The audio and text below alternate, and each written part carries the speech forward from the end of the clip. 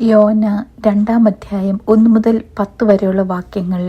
യോന മത്സ്യത്തിന്റെ വയറ്റിൽ വെച്ച് തന്റെ ദൈവമായ യഹോവയോട് പ്രാർത്ഥിച്ചു പറഞ്ഞതെന്തെന്നാൽ, ഞാൻ എന്റെ കഷ്ടത നിമിത്തം യഹോവയോട് നിലവിളിച്ചു, അവൻ എനിക്ക് ഉത്തരമരുളി.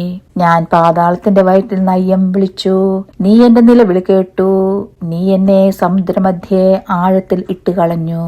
പ്രവാഹം എന്നെ ചുറ്റി, നിന്റെ ഓളങ്ങളും തിരകളുമെല്ലാം എന്റെ മീതെ കടന്നുപോയി.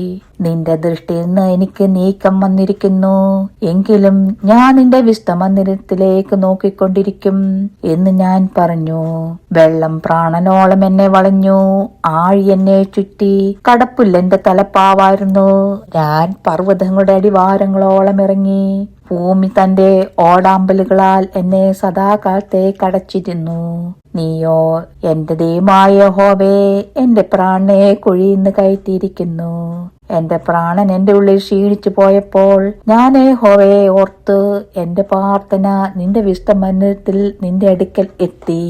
മിഥ്യാബിംബങ്ങളെ ഭജിക്കുന്നവർ തങ്ങളോട് ദയാലുവായവനെ ഉപേക്ഷിക്കുന്നു. ഞാനോ സ്വോത്രനാഥത്തോടെ നിനക്ക് യാഗം അർപ്പിക്കും. നേർന്നിരിക്കുന്നത് ഞാൻ കഴിക്കും. രക്ഷ യഹോവയുടെ പക്കൽ നിന്ന് വരുന്നു. എന്നാൽ യഹോവ മത്സ്യത്തോട് കൽപ്പിച്ചിട്ട് അത് യോനെ കരയ്ക്ക് ഛർദ്ദിച്ചു കളഞ്ഞു. ദൈവമേ, സ്തുതി നിനക്ക് യോഗ്യമാകുന്നു. മാറിക്കുമോ?